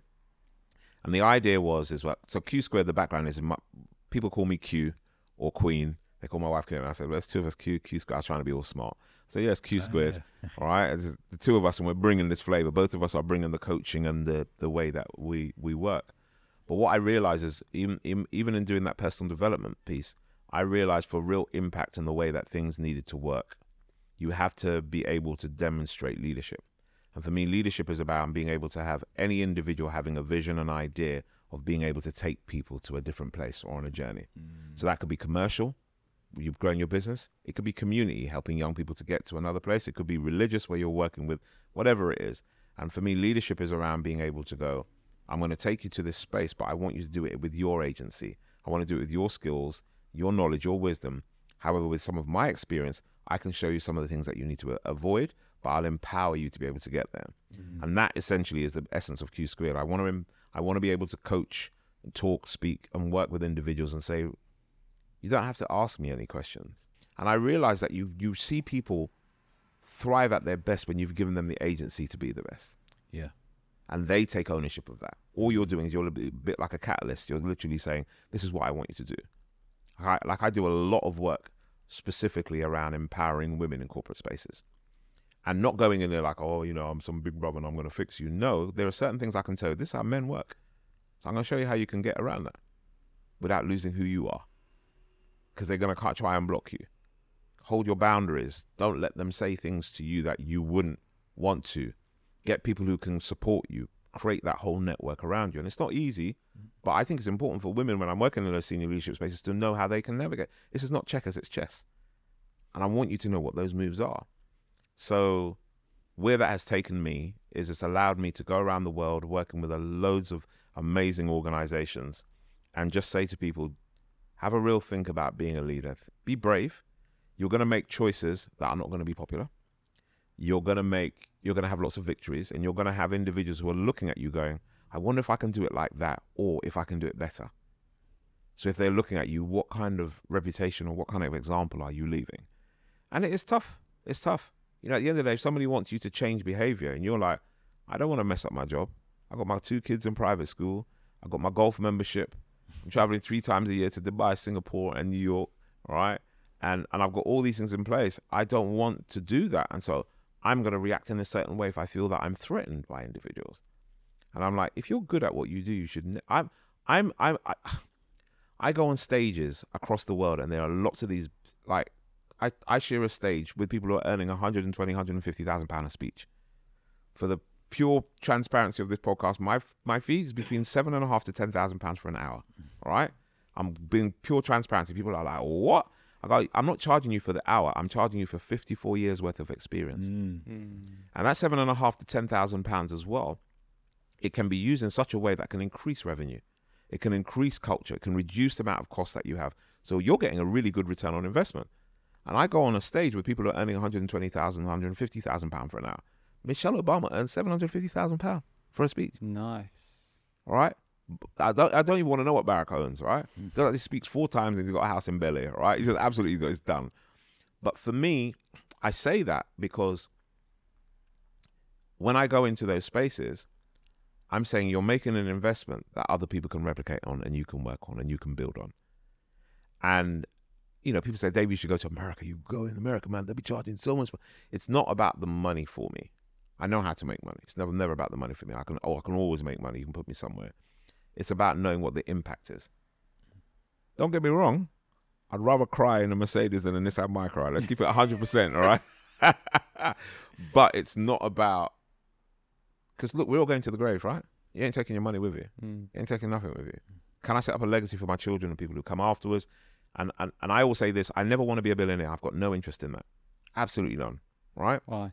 Got no interest in it. Why? Why do I need to have £1 billion? Money that I will never spend in my lifetime and then spend the last years just trying to give it away. I think there is more power in me going, how much do you need to be able to make your business do really well? And you go to me, Dave, I only need 100 grand. Or someone goes to me, I need $1 million. Go, all right, come, let me sit down and show you how I've done it. Let me show you how this can be done. If there's 1 million people earning £1 million, why do I need to be a billionaire? Other than my ego, why do I need to be a billionaire? That's about power. That's about exploitation. And you cannot, and I'll tell you this for a fact, and some people will probably push back, but you cannot be a billionaire without exploiting other resources or people. You can't. You've got to be paying somebody crap wages in order to be a billionaire. You've got to create a moat or a space around you. And I'm like, I'm not interested. Why do I need to be? There's so many people out in the world that I'd rather just... I remember meeting a young guy in Oxford Circus a couple of weeks ago, and he wanted me to donate to this cause, this youth thing. He's like, I just want £25. I said, no. So I wanted to think differently. I said, I don't give my details to anybody on the street anyway. So what are you doing? I'm running a clothing company. I said, all right then. I said, you got half an hour and you can ask me any question that you want. He said, what?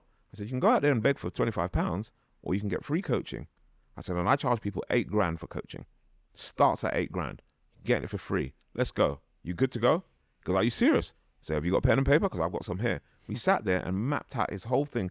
My guy walked away from there looking about supply chain. He understood about P&L, understood about hiring, understood about influencers. I gave him a list of about 3 or 4 brands that he could work with, told him who to follow on Instagram, and started to build that. Now, for me, that's value. I could give him £25. What's that going to do?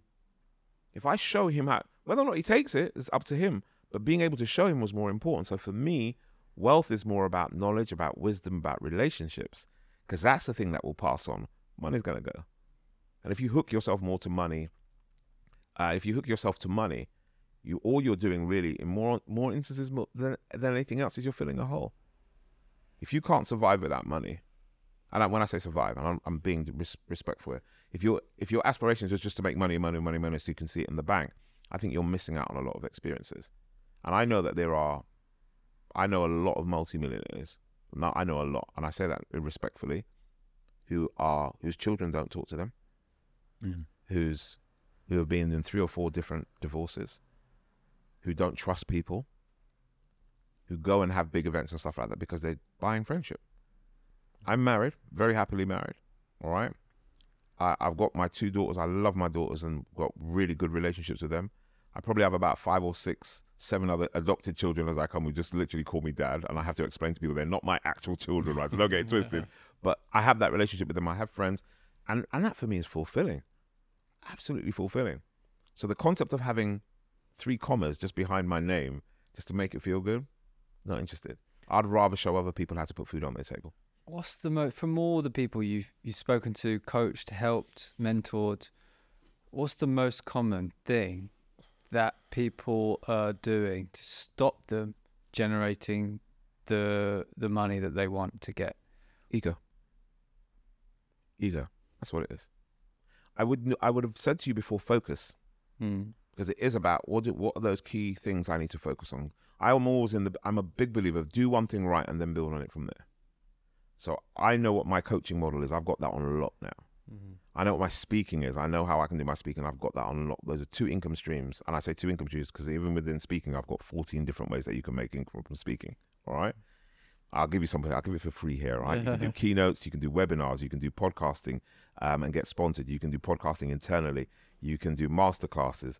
You can do workshops. You can do retreats. You can do hosting. You can do facilitation. You can do boardrooms. There's so many things that you can do by just using your voice. You can do presenting on TV. You can do presenting on radio. All right. There are so many things that you can do. I just gave away 12, right? 12, things yeah. that I'm waiting for the next 2. All right, you're waiting for the next 2. You have to pay me for those 2, right? Okay. But the fact is that there are all those things that you can do by just speaking. But most people think, oh, I just got to go stand up on a stage and get paid to do it. What if you're introvert and you don't want to leave your house? There are so many things. Voiceovers. All right. I'm going to get one more for you. Right. There's things that you can do that allow you to expand. But people only think about speaking in what, I'm going to go and do a TED talk and then I'm going to get paid. You don't have to leave your house. You don't have to leave your house at all. Adverts. So at the end of the day, right, there are things that you can do by just about thinking about it differently. But for me, it's about ego. Because if your ego gets in the way, it's the one that not only bigs you up, but it also will tear you down as well. And everybody's got an ego, but I'm just saying, how big do you want it to be, and does it get in the way of your success? Does it stop you from doing things the way that you want to do? And I find that when I've coached people and I've moved them from simple basic, like I know people that have never gone past 30 grand, never went past 30 grand. I said, what is it that you really do? And they've given me a product, show me it, and what have you. And I've gone, all right. So let's say you go in and you deliver that as a consultancy piece. Online courses, 15. All right. If you go in and you go and deliver a piece. What happens if you're ill? Who gets to deliver it for you? Show me what your signature product is. Because all this is at the moment is depending on you. We sit down, we work out what the signature the product is. This is how they influence the way that a business will buy their service and the people that will work with it. I go, okay, how can we create a model around that so it isn't just dependent on you? You can get 2 or 3 other people to do that. How do we get individuals to buy your service for a year, to subscribe? And how do we get other individuals to come in and be trained on what it is you do? And then they deliver it on your behalf and you get a margin, you get a slice on top of that. And then how can you go and speak about it? Or how can you run a masterclass that somebody then anywhere in the world can go and subscribe to? They're like, Dave, you're taking the mick. I said, fine. Was making 30,000. When we last spoke, she was making 440,000 a year. Same product. Yeah. Same product, but the ego is, and we really doubled down on that. So put that out of the way because I need to be there. People need to see me. No, calm yourself down and think about the signature piece. And I mean, I know it's not a business podcast, but there's one thing I learned. There are 2 books that really stick out to me. One is the E-Myth. I can't remember the name of the guy. And the other one is Built to Sell by John Warrillow. Somebody remember it. But the one thing I liked about the E-Myth is that if you build a business, it says create systems. Be like McDonald's. Let the system run without you being there. Okay, This is beautiful and what have you, but you know what you guys have here. But the bigger thing about, if you want to see that's media, how many other people could you have? What does it look like when people subscribe to this? What does it look like when you think about the people who are working with you? If you nurture their careers and they get onto the same level, but they're part of your network, that's huge. That expands. Absolutely brilliant. System. You got a system in place. The way you book, the way you get people, the way you contacted my team so I could be here, the way we synchronize our diaries, which was bloody hard work, but the way we synchronize our diaries to be here, that's a system. But then the second bit for me is, and this is the bit about John Warrillow, he goes, you have to build your business at any point in time. If you could sell it, could people take it? So what's your IP? If somebody came in and said, you've got a brilliant, and I'm going to call you a media company, right? So I'm going to call you, big up your heads, right? How do you sell this media company? What's the IP that you have? That if somebody was to come in there and go, do you know what? I'm going to give you $1 million for this because I really like, what would you be able to give to them as IP that is distinct from other people? What's different? And again, I say this and I hope that I don't sound pedantic. I hope I don't sound like I'm belittling anybody in any way. But success leaves clues. And one of the things I love about Q Squared is being able to talk through my medium, through the channel, whether I'm saying it directly myself or people using my product and speaking on my behalf, to go, do you know what? There's solutions. Success leaves clues. Just know what the systems are. We don't need to be motivated. Motivation is great. Lovely way. What happens when you're not motivated? And you still got to pay bills? mother trucker, you need to find a system, right? Because it's not about just being motivated. You have to find a way that will, and to be fair, it's like relationships.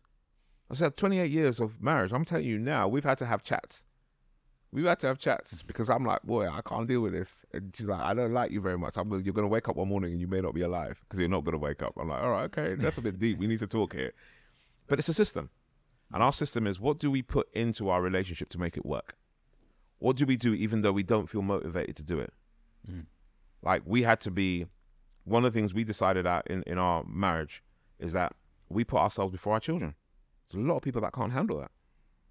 Our marriage has got to be strong. We have to show what it looks like to have a sustainable friendship, to have sustainable love, so we can demonstrate to our kids what that looks like. You don't come before me. It's different love, but you won't come before us because you're going to, my eldest is, she lives elsewhere. She lives elsewhere now. My youngest is in another place. Do I want the two of us to be in that house just looking at each other like, who the hell are you? And what's happened after 20 odd years? So we invested in our relationship, and that was the primary one because we had that relationship before our kids came along, and now our kids are adults because they're not kids anymore. We have to make sure that that thing is still the same. What's, on a practical level, what does it mean to put your marriage in front of your kids? Or as a put our marriage first? Yeah. So it's like, the best way I can say it, I'm going to give a metaphor first and then I'll come back to the practical way. I cannot be there for you unless I'm there for myself. So in order to be able to serve you properly, I need to eat, drink, exercise, sleep, and look after myself so that when I'm serving you and when I've served myself first. If I'm irrational, if I'm angry, if I'm hungry, if I'm thirsty, if I'm not in a good shape, I can't serve you properly.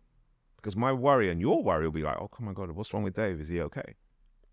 So I use that metaphor to say the same with our marriage. Our marriage is about, okay, what do we do collectively to make sure that we have provided for ourselves a loving relationship? What does that look like? First, we're friends, then we're husband and wife. All right? So what do we do to maintain that friendship? It's cool. And then what does it look like when we're husband and wife? And that means things like we flirt. Like my kids will tell you, I'm pinch my wife's bottom in public. I kiss her up nicely in the street. I don't care PDA. I don't care people like that. I do that. Like, we go out and we dance together. Because for us, that's a connection that we have as a husband and wife. We work together as well, which is cool, all right? But I'm happy not working together because for me, the marriage thing is important. And what we do by demonstrating that marriage first is we say to our kids, our kids could never, they try to play games on us. Like, Mum, Dad said I can go and take the thing outside.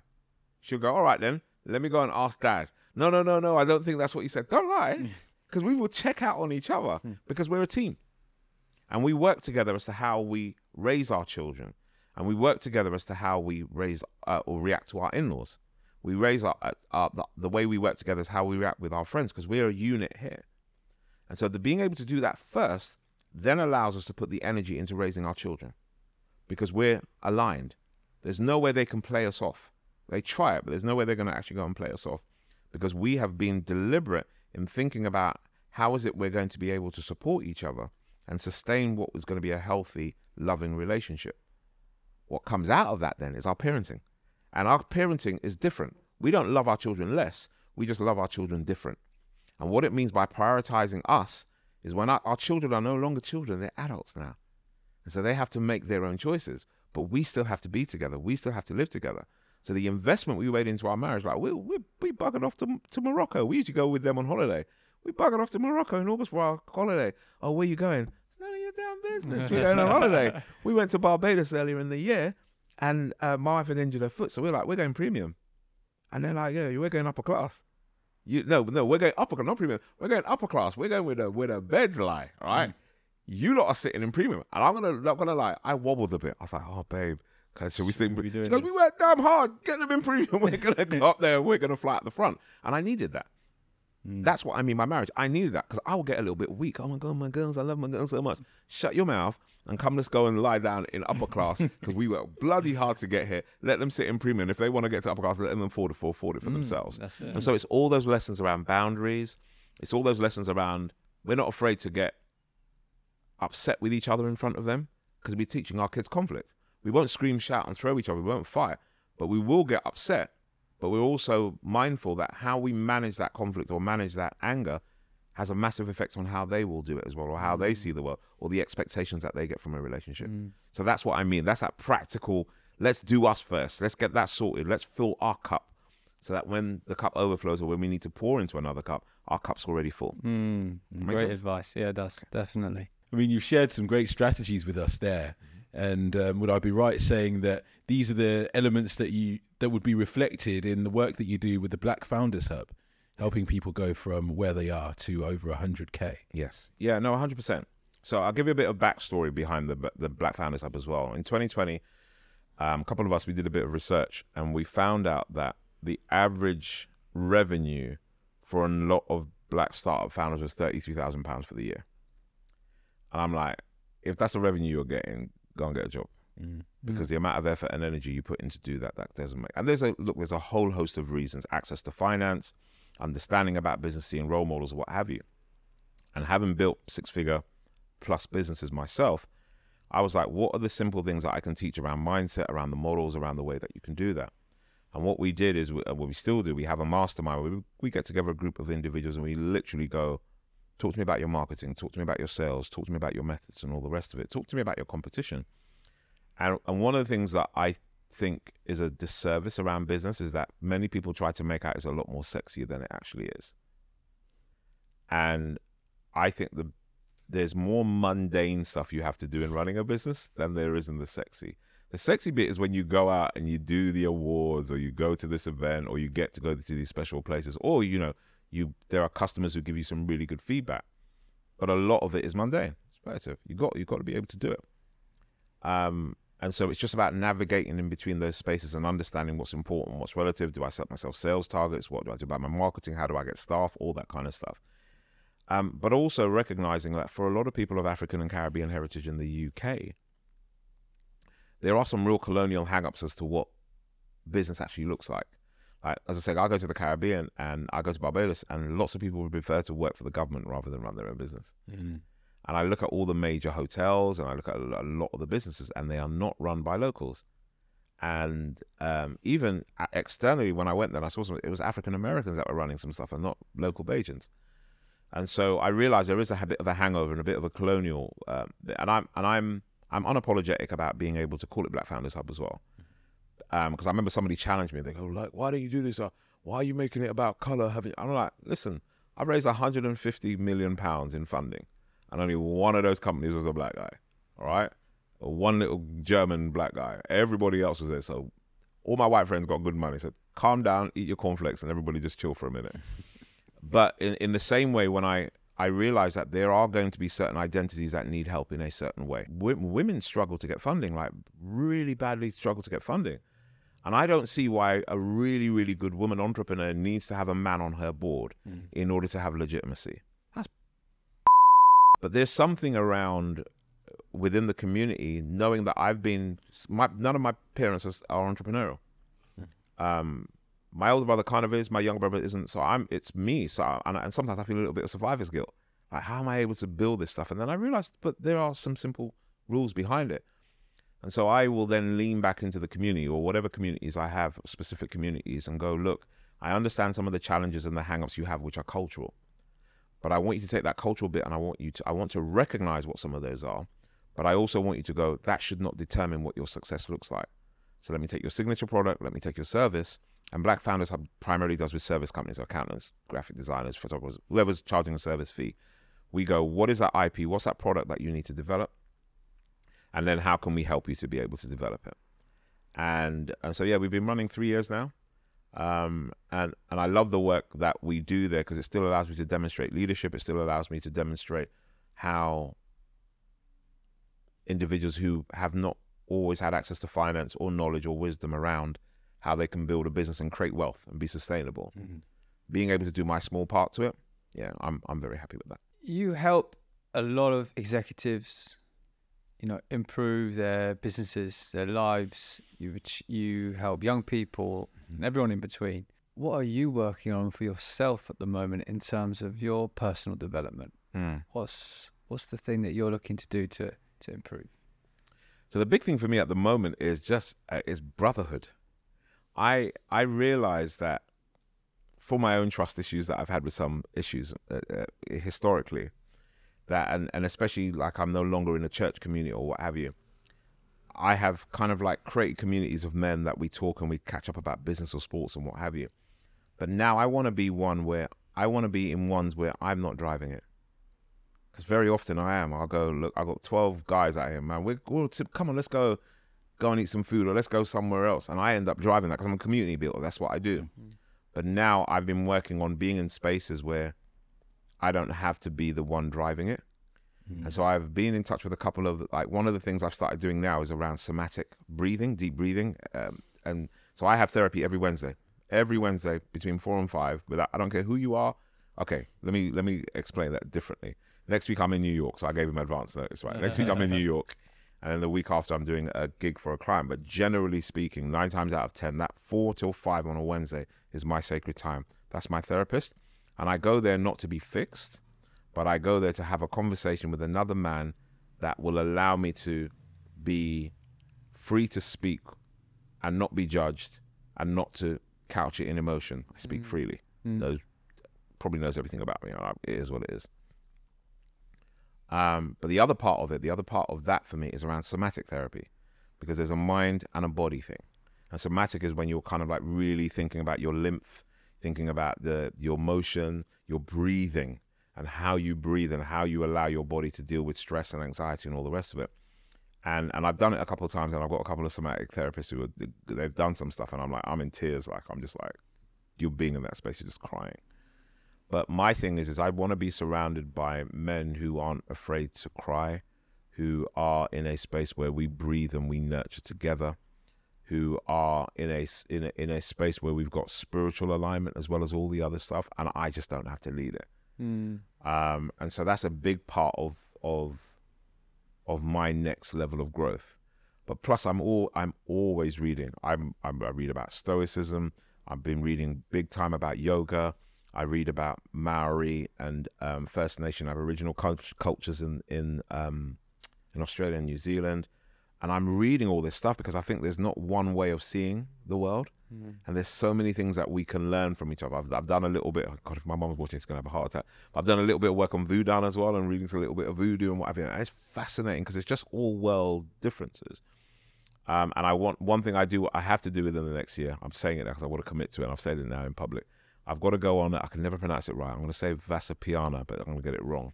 But it's basically Vipassana. Is it Vipassana? The silent retreat. Yeah, silent retreat. Yeah. I ain't doing the 10 days. Okay. I'm not doing the 10 days, bruv. I'm not able for that madness. You'll see me walking down the middle of bloody Askew Road with my head out and I'm having a beer down there because I'll be gone. 3 days. I'm going to do 3 days. I'll push it out most to 5, but I'll do 3 days just to be silent. Silent for 3 days. Don't speak. I mean, my wife will love it. She'll like, shut up for 10 days. She'll be loving that.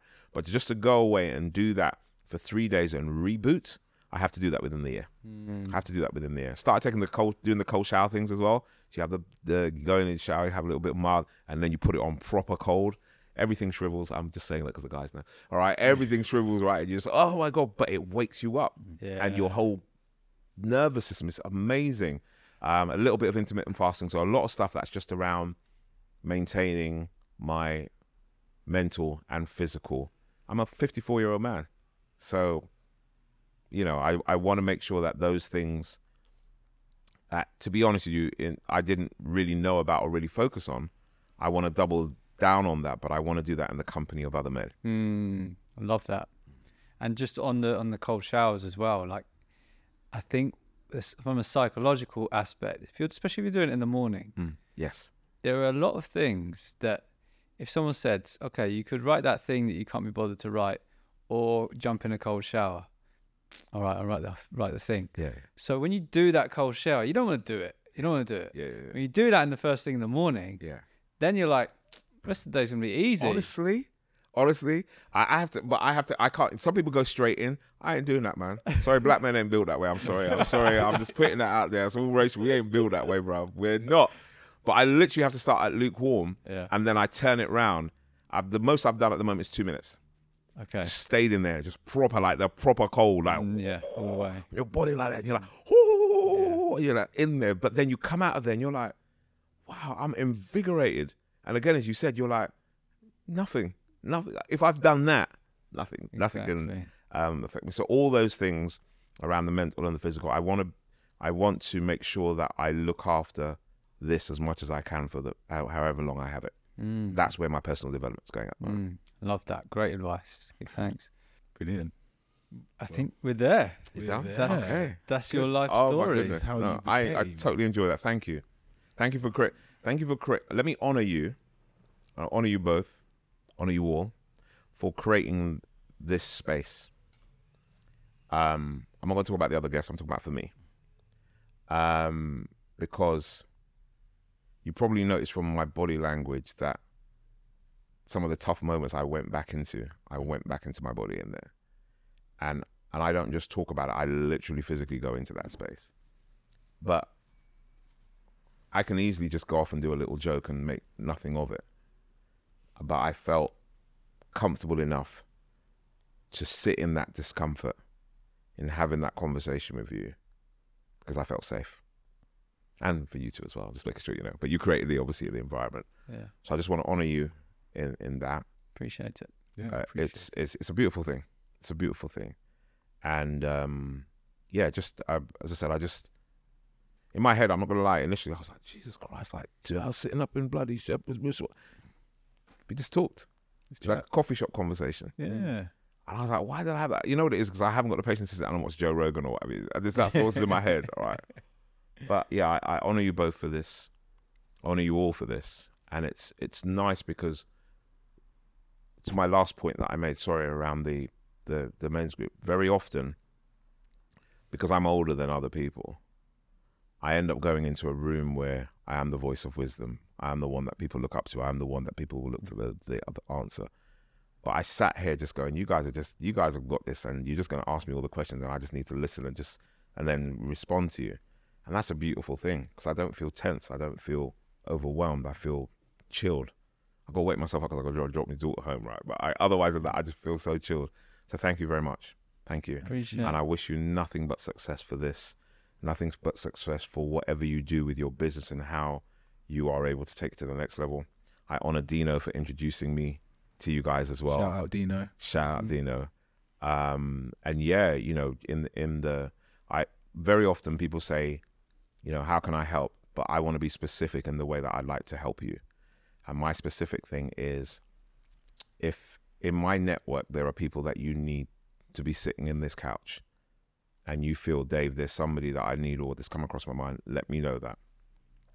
From a personal point of view, if there's something that you have around the business and you just want to be able to bounce off some stuff, and you go, right, come here, you old head, let's go and just bounce this stuff. Let's do that. Let's have that conversation. If there are ways and means other than my own episode where I can promote to my network and allow people to know what that's doing, that's my specific offer that I give to you. Appreciate it. Thank you. And for you two as well. If you need, I know it sounds like a weird guy, but for the two of you as well, if there was a moment where you felt you just needed to bounce off and ask a question, I do this thing where I go, what are the 3 most pressing questions on your mind right now about your life or your career that you'd really need honest feedback that you don't think people around you would give you? You take that, they've both got my email, you take that stuff, you email me, and I will respond to you in 48 hours. That's my gift to you. Okay, you can throw it in the bin and dash it. I don't know, waste man's little email, but whatever, it's there, and so it's your choice to use it. And just for the listeners, and the viewers, that he's speaking to Aurelia and Stuart, amazing crew members. Yes, members. Big up the crew. Yeah, been with us all season. Aurelia for 2 seasons, and we've heard a mighty lot of stories. Good. So I did have one more question for you before I go into your final poem. If you could bring all of the leaders that you know together into one room around one table, what do you think the most important challenge to discuss should be? Be kind to yourself and be kind to those who you lead. Everything else falls from that. People get burnt out, stressed out, create stories in their mind, create narratives that don't exist. Be kind to yourself. Look after you. Understand what it means to be for you and those people who depend on you. And then be kind to those who you lead. All the other stuff, the strategy, the leadership skills, well, anyone can learn that. But the thing that, if I got everybody in the room first, is love on yourself and love on those people who you lead. And again, when I say love, I'll contextualize it. It's a self-love. And it's that familiar love. Not I don't want people like the leaders going out there telling them, I said love upon your staff, right? I don't want that and me getting sued, all right? Cases. Right, yes, all right? Because we know that. I don't want anybody to catch case on my behalf. But yeah, loving on yourself and understanding what it means to thrive and be who you are, and be curious about what that looks like, and doing your best, and then love on the people who you lead. Show them love. Don't. You don't have to be an ignorant. You don't have to be. You don't have to be a in order to be a leader. You just don't. You can be nice. You can be decent. You don't have to be perfect. Nobody's perfect. Well, apart from me. But no one is actually perfect. It really is about just being able to just enjoy and be compassionate. Well, I'm going to share some final words of like a summary of what I think people can learn from your story. What I learned from your story and from you. I think people can see that you've got this great attitude about life, about things and experiences that it's positive, but it's grounded, and you use humor in a brilliant way to just bring a bit of lightness to the world, to yourself, to those around you, to memories and experiences, and look at the positive. And I think that's incredibly valuable and something people can learn from your character, of just always thinking, how can I bring light to this situation? How can I bring light to somebody? How can I bring light to myself, my wife, my kids? And everything seems really grounded in that. And I think that's such a brilliant way of life, way of being. And that's one thing that really, really took from your story and you. Thank you. I much appreciate it. Thank you. Final craft of the poem that Ash has written while we've been talking. Okay, that's good. Inspired by our conversation today. Finding a sense of freedom in nature early, sparking a sense of true connection. The value of trust, negotiation, and investing, of course, in proper protection.